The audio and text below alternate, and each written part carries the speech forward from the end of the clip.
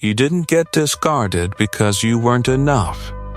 You got discarded because, without realizing it, you were becoming someone the narcissist could no longer control. Most people spend months, sometimes years, asking the wrong question, why did they throw me away? But the real question is far more disturbing. Why did they need to throw you away in the first place? Because the discard isn't random. It isn't an impulsive decision. And it isn't proof that they stopped caring. It is the final move in a psychological game designed to protect something they fear more than losing you. In this video, you'll discover the real mechanism behind the narcissistic discard, the hidden fear that triggers it, why so many victims blame themselves for something they never caused, and why the moment they discard you may actually be the moment they begin losing control. Because once you understand what the discard really means, you'll never see the narcissist the same way again.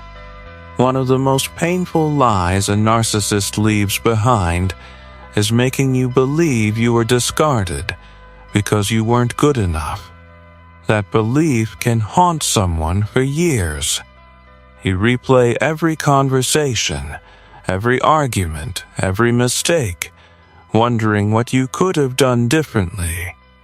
But the narcissistic discard is rarely a judgment of your value. It's a strategy. The narcissist doesn't discard people because those people have no value. They discard people when the relationship no longer provides the control, admiration, or emotional validation they desperately seek. The moment you begin questioning their manipulation, setting boundaries, becoming emotionally independent, or simply seeing through the mask, the relationship becomes dangerous. From their perspective, not because you've become a threat physically, but because you've become a threat to the illusion they have built around themselves. Instead of facing that reality, many narcissists choose the easier path. They rewrite the story. Suddenly you're too difficult, too emotional, too demanding, or the problem. This allows them to leave without confronting the deeper truth. The discard isn't designed to prove you were worthless. It's designed to protect an identity that cannot survive being truly seen. And that changes everything. If the discard isn't really about your worth, then what is it protecting? The answer is something most narcissists spend their entire lives trying to hide.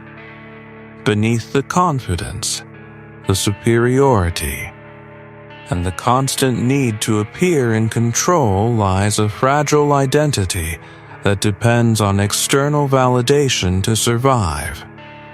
As long as you admire them, chase them, or keep questioning yourself, that identity remains intact.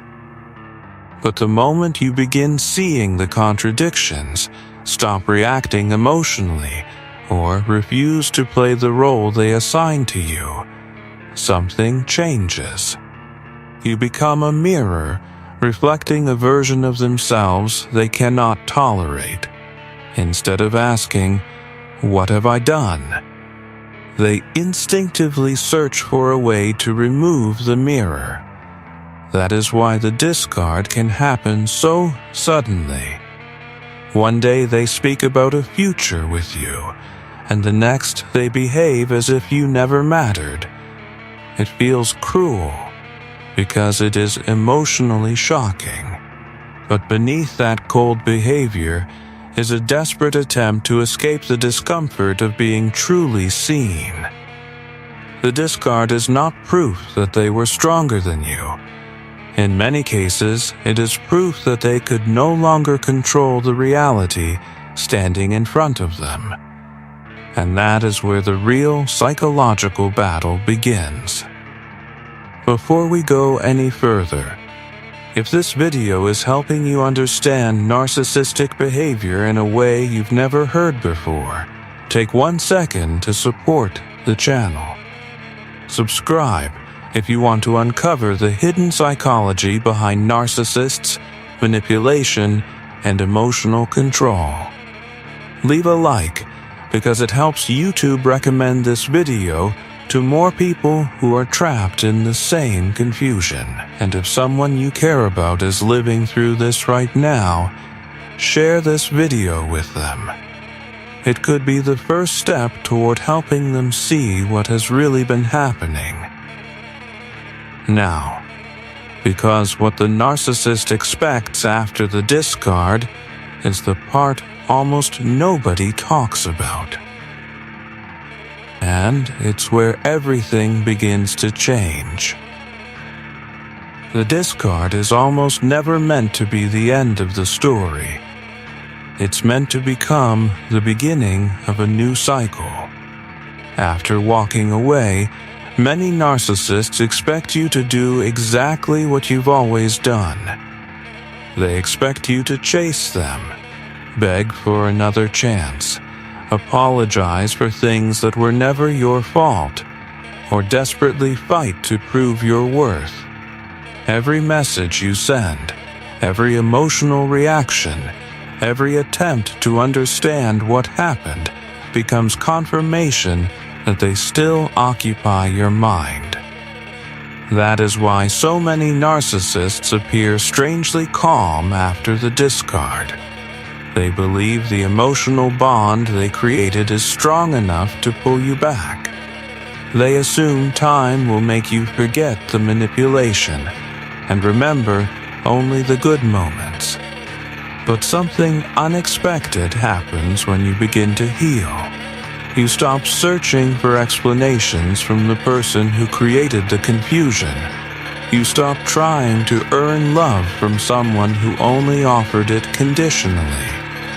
And little by little, the emotional control they believed would last forever begins to disappear. The moment they realize you're no longer chasing them, the discard stops feeling like a victory and starts becoming a loss they never planned for. Every narcissist believes the discard gives them the upper hand. They believe the silence will make you panic. They expect the uncertainty to consume you. They count on the emotional bond they created to keep you trapped long after they're gone. And for a while, that's often exactly what happens. You question yourself. You replay every memory. You wonder if reaching out one more time will change everything. But then something unexpected begins to happen. Instead of chasing them, you start seeing the relationship for what it really was. The confusion begins to fade. The guilt loses its grip. The desperate need for their approval slowly disappears. And that's the moment the discard stops working. The narcissist expected you to stay emotionally connected forever. They never imagined you would become emotionally free.